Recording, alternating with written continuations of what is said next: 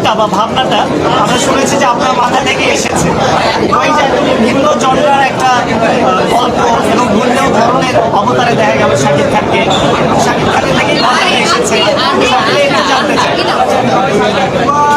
Thank you. আপনারা হয়তো দেখে থাকবেন যে কিছু বছর ধরে কারো ভালো লাগুক আর না লাগুক, আমি আমার মতো করে চেষ্টা করে যাই ভিন্ন ভিন্ন ধারার ভিন্ন ভিন্ন গল্প, যতটুকু সম্ভব ওয়ার্ল্ড স্ট্যান্ডার্ড ছবি আপনাদের সবার সামনে প্রেজেন্ট করতে। যতটুকু সম্ভব আমি আমার কাজ দিয়ে, আমি আমার আশপাশের সবাইকে সাথে নিয়ে আমার চলচ্চিত্র, বিশ্বমানের চলচ্চিত্র বিশ্বের দরবারে পৌঁছে দেওয়ার জন্য, বিশ্বব্যাপী পৌঁছে দেওয়ার জন্য ছোট্ট ছোট্ট প্রয়াস সবসময় করে যাই, ভিন্ন ভিন্ন গল্প করে যাই। প্রিয়তমা যখন করেছি তখনও একটা গ্রুপ বলেছে, কেউ কেউ বলেছে আমাকে যে ভাই বৃদ্ধ লোক সিনেমা চলবে না, এভার গ্রিন হিট সিনেমা। সেই ভিন্নতা মানুষের পছন্দ হয়েছে। যখন এসে তুফান করেছি, রাফির প্রথম অ্যাকশন ওরিয়েন্টেড ফিল্ম, এরকম hardcore action film, romantic film to cut to super duper action film.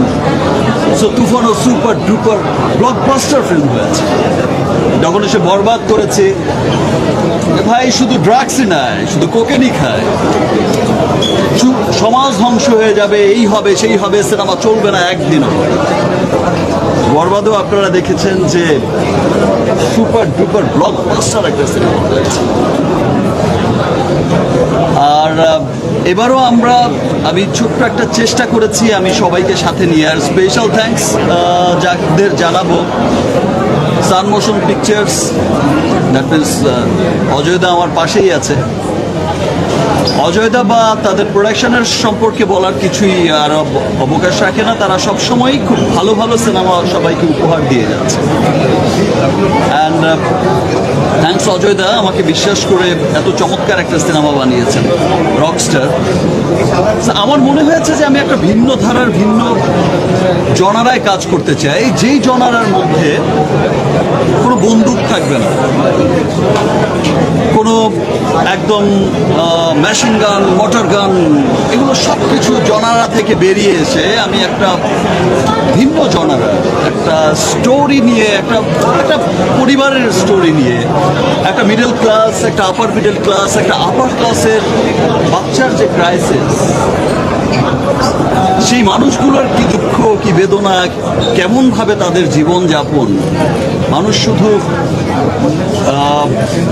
টাকা পয়সা, বা আপনারা দেখেছেন হয়তো সিনেমায় যে অনেক বৃত্তশালী হলেই, খাবারের অভাব না থাকলেই যে মানুষ সুখী হয়, তা কিন্তু না। সো পারিবারিক বন্ধনটা খুব দরকার হয়।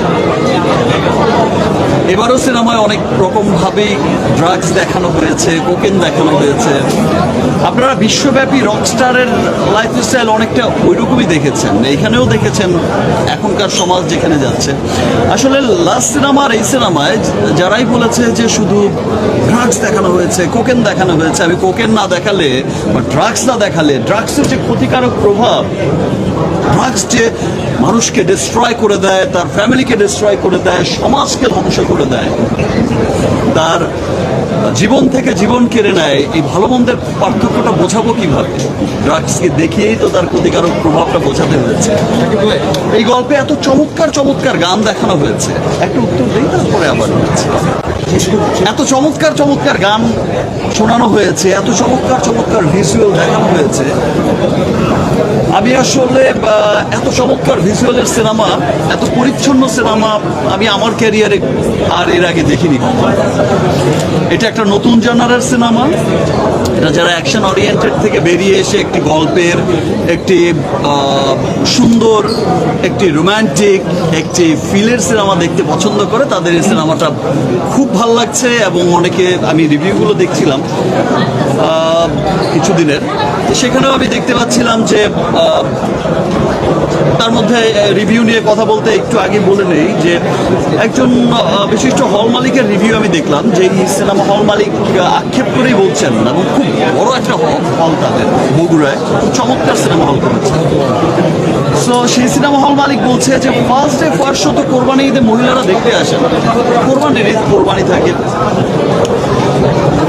একটা সিনেমায় পজিটিভ নেগেটিভ রিভিউ হয়, শুধুমাত্র নেগেটিভ রিভিউ কেটে কেটে কেটে কেটে কেটে কেটে শুধু নেগেটিভ রিভিউ প্রচার করলো প্রথম দিন। এর ব্যাপারটা বুঝলাম না। এই আক্ষেপটা কার প্রতি? আক্ষেপটা কি আমার প্রতি?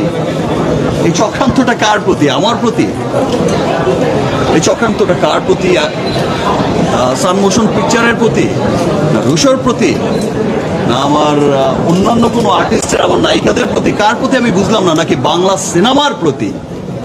নাকি যারা চাইছে যে বাংলা সিনেমার উন্নতি চাইছে না শুধু তাদের, মানে তারা চাইছে, কিছু মহলই চাইছে, স্পষ্ট ক্লিয়ারই হয়ে যায় যে কিছু মহল চাইছে যে বাংলা সিনেমার যেন উন্নতি না হয়, যতটুকু এসেছে তার থেকে যেন আবার পিছিয়ে সেখানেই চলে যায়, আর যেন নতুন ধারার কোনো গল্প সৃষ্টি না হয়, আবার যেন একই ধারার গল্প বলতে বলতে বলতে বলতে এক সময় বলে যে বাংলা সিনেমা তো শুধু এই, আর তো কিছু দেখি না, শুধু মডার্ন গান, ফ্যাশন গান, মারামারিও হবে, সব ধরনের সিনেমা হবে। তাই বলে যে নিটল প্রেমের গল্পের সিনেমা হবে না সেটা তো না।